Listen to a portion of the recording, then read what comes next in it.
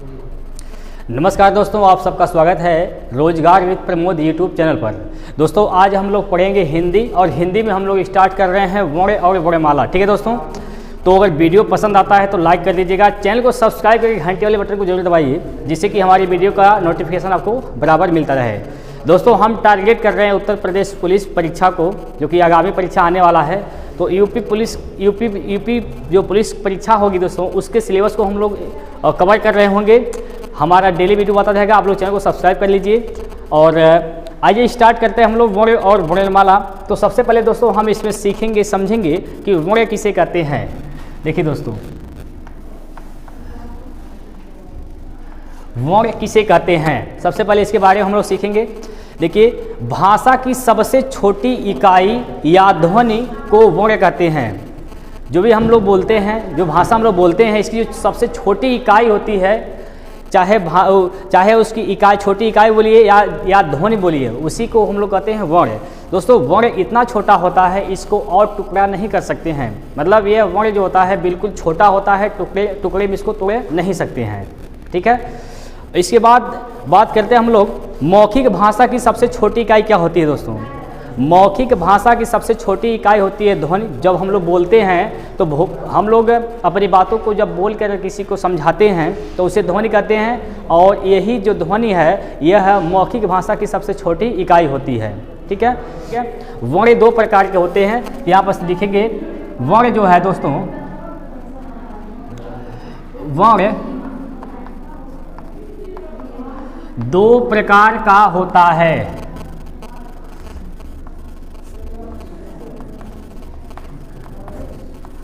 दोस्तों वर्ण दो प्रकार के होते हैं। एक वर्ण होता है स्वर, ठीक है, एक होता है यहाँ पर वर्ण को समझेंगे। वर्ण दो प्रकार के होते हैं, एक होता है स्वर और एक होता है दोस्तों व्यंजन। ठीक है, वर्ण के दो प्रकार होते हैं, एक होता है स्वर और एक होता है व्यंजन। तो इसमें हम लोग दो चीज़ें पढ़ेंगे, स्वर और व्यंजन के बारे में पढ़ेंगे। तो सबसे पहले हम बात कर रहे हैं दोस्तों वर्णमाला की।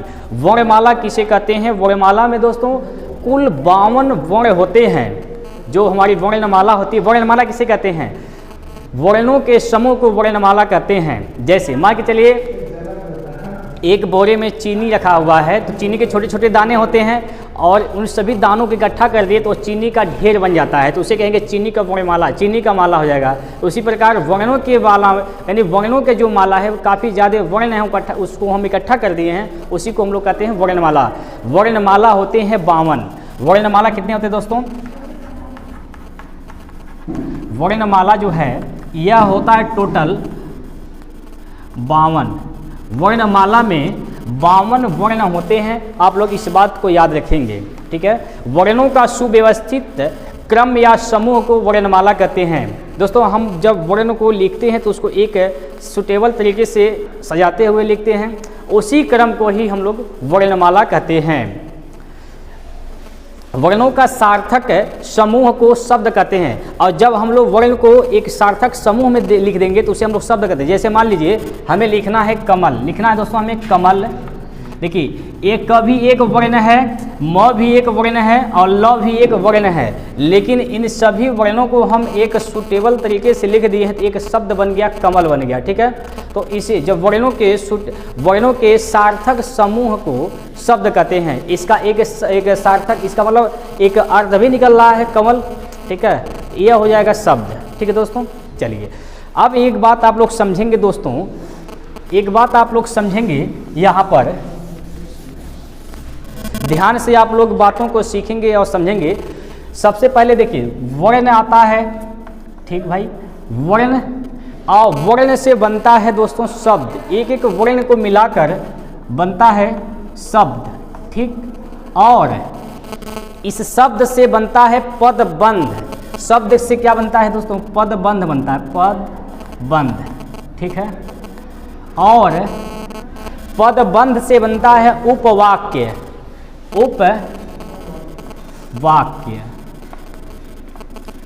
उपवाक्य, और इसके बाद बनता है उपवाक्य से एक, जिसको कहते हैं वाक्य। वर्ण से दोस्तों बनता है शब्द, शब्द से बनता है पदबंध, और पदबंध से बनता है उपवाक्य, और उपवाक्य से बनता है वाक्य। ठीक है, चलिए वर्णमाला को 4 भागों में विभाजित किया जाता है। वर्णमाला को 4 भागों में बांट दिया जाता है। 4 भाग कौन कौन से हैं दोस्तों, इसको समझेंगे। वर्णमाला को 4 भागों में बांटा गया है। नंबर 1 जिसको हम लोग कहते हैं दोस्तों स्वर, क्या कहते हैं भाई, स्वर कहते हैं। और नंबर 2, दूसरा नंबर कहते हैं हम लोग व्यंजन। स्वर हुआ, व्यंजन, व्यंजन और विसर्ग, विसर्ग, और चौथा पॉइंट हुआ अनुस्वार, अनुस्वार, अनुस्वार। ठीक है, वर्णमाला को 4 भागों में बांटा गया है। एक स्वर, एक व्यंजन, उसके बाद विसर्ग और अनुस्वार। ठीक भाई, अब हम लोग एक एक करके हर एक पार्ट को सीखेंगे, अच्छे तरीके से समझेंगे। तो सबसे पहले हम बात कर रहे हैं दोस्तों स्वर की। अब स्वर पे हम लोग बात करें तो सबसे पहले हेडिंग बनाएंगे स्वर।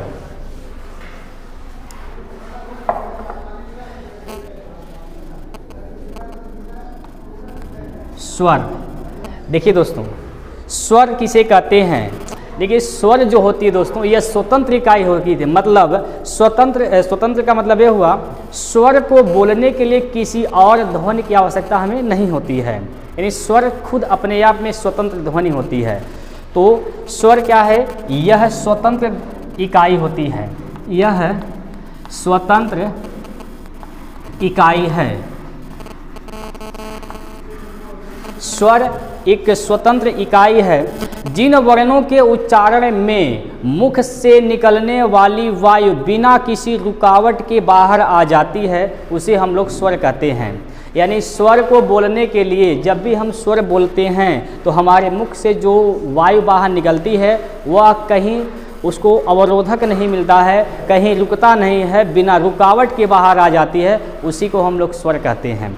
ठीक है, देखिए स्वर के भेद भी होते हैं, यानी भेद मतलब स्वर के प्रकार होते हैं। तो स्वर के कितने प्रकार होते हैं, मुख्य रूप से 3 प्रकार होते हैं। यानी हम स्वर को 3 प्रकार में पढ़ेंगे। देखिए स्वर के 3 प्रकार पढ़ेंगे। स्वर के 3 प्रकार हैं कौन कौन भाई, स्वर के 3 प्रकार कौन कौन से हैं। स्वर के 3 प्रकार, सबसे पहले हम लोग इसमें पढ़ेंगे लघु स्वर। सबसे पहला नंबर होता है लघु स्वर। लघु स्वर, लघु स्वर दोस्तों, लघु स्वर को हम लोग मूल स्वर भी कहते हैं। ठीक है भाई, और इसी को ह्रस्व स्वर भी कहते हैं। मूल स्वर या ह्रस्व स्वर, ह्रस्व स्वर। ठीक है, चलिए तो दोस्तों सबसे पहले हम बात कर रहे हैं लघु स्वर पे। तो इनकी संख्या दोस्तों 4 होती है। लघु स्वर की संख्या कितनी होती है भाई, लघु स्वर की संख्या होती है 4। लघु स्वर की संख्या 4 होती है। यह 4 कौन कौन से होते हैं, यह होता है अ, ई, उ, री। अ, ई, उ और री। इन चारों स्वरों को हम लोग कहते हैं लघु स्वर। ठीक भाई, इन चारों स्वरों को लघु स्वर कहते हैं। इनकी संख्या 4 होती है, अ, ई, उ और री। ठीक है, इसके बाद हम बात करते हैं दूसरा स्वर जो है वह है दीर्घ स्वर। दीर्घ स्वर दोस्तों, दीर्घ स्वर किसे कहेंगे। दीर्घ स्वर कहने का मतलब दोस्तों यह है, देखिए इनकी संख्या 7 होती है। दीर्घ स्वरों की संख्या टोटल 7 होती है। दीर्घ स्वर किसे कहेंगे, जो मूल स्वर को बोलने से, दीर्घ स्वर को जब भी हम बोलेंगे तो मूल स्वर से 2 गुना समय लगता है दीर्घ स्वर बोलने में। इनकी संख्या टोटल 7 होती है। दीर्घ स्वरों की संख्या टोटल 7 होती है। यह 7 कौन कौन सी होती हैं भाई, इन चारों को छोड़ने के बाद जितने बचते हैं उन्हीं को हम लोग कहते हैं दीर्घ स्वर। जैसे आ हो गया, बड़ी ई हो गई, ऊ हो गया, बड़ा ऊ, उसके बाद ए,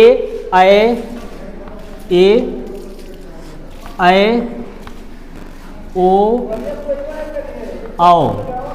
दोस्तों इन सभी को कहा जाता है, इन 7 को इन सातों को कहते हैं हम लोग दीर्घ स्वर। दोस्तों इनमें मात्राओं के ये 2 मात्रा वाले होते हैं, इस बात को आप लोग याद रखिएगा। इनकी मात्रा 2 होती है, अर्थात 2 मात्रा वाले होते हैं, ठीक है। इसके बाद आता है दोस्तों, देखिए अब यहाँ से और हम बातें समझेंगे, मूल दीर्घ स्वर कितने की संख्या कितनी होती है।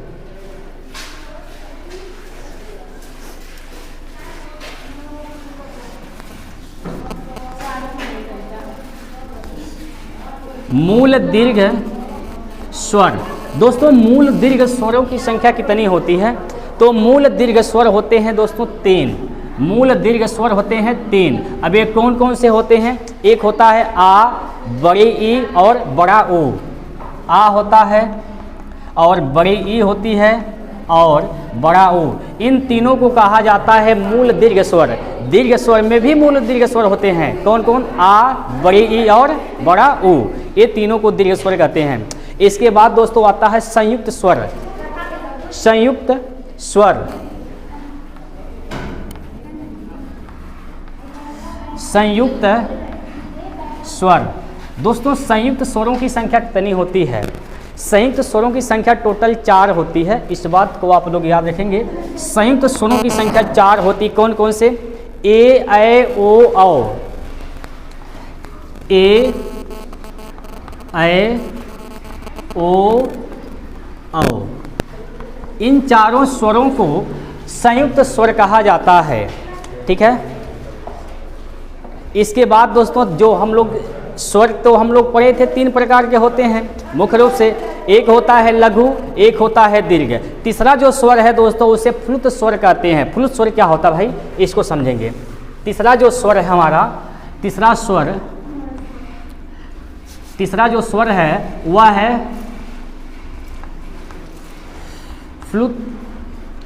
फ्लुत स्वर। फ्लुत स्वर, दोस्तों फ्लुत स्वर क्या होता है, फ्लुत स्वर देखिए दोस्तों इसका प्राय, जैसे फ्लुत स्वर क्या है, जब किसी को दूर से बुलाते हैं तो उसमें हमेशा फ्लुत स्वर का ही उपयोग करते हैं। जैसे मान के चलिए आप बोल रहे हैं राम, आप बोलेंगे राम, तो राम ऐसे नहीं, आप जब भी उसको बुलाएंगे दूर से तो बोलेंगे राम, आप बोलेंगे राम, तो इसको लंबा, सांस को लंबा खींचते हैं। मान के चलिए मूल स्वर से लगभग 3 गुना समय लगता है इसको बोलने में।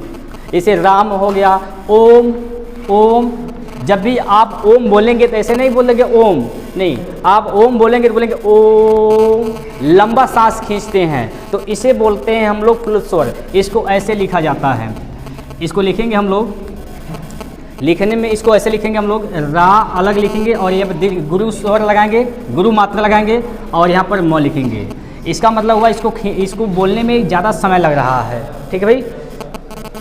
स्वर होते हैं टोटल 11। अब इस 11 में लघु भी होता है और दीर्घ भी होता है। इस 11 में लघु भी होता है और दीर्घ भी होता है, ठीक है। लेकिन अगर पूछा जाए कुल स्वरों की संख्या कितनी होती है, तो कुल स्वर की अगर बात करेंगे दोस्तों तो कुल स्वरों की संख्या 13 होती है। अगर कुल स्वर की बात करें हम लोग, कुल स्वर की बात करें तो कुल स्वरों की संख्या होती है 13। कुल स्वरों की संख्या कितनी होती है, 13। और मौखिक स्वरों की संख्या 11 होती है और लिखित स्वरों की संख्या 13 होती है। इस बात को आप लोग याद रखेंगे, ठीक है। इसके बाद हम लोग बात करते हैं अयोगवाह का। अयोगवाह क्या होता है दोस्तों, 2 अयोगवाह हैं, इसे आप लोग याद रखेंगे। अयोगवाह, अयोगवाह, अयोगवाह 2 कौन कौन से हैं, एक है अंग और एक है अह। इन दोनों को अयोगवाह स्वर बोला जाता है, ठीक है।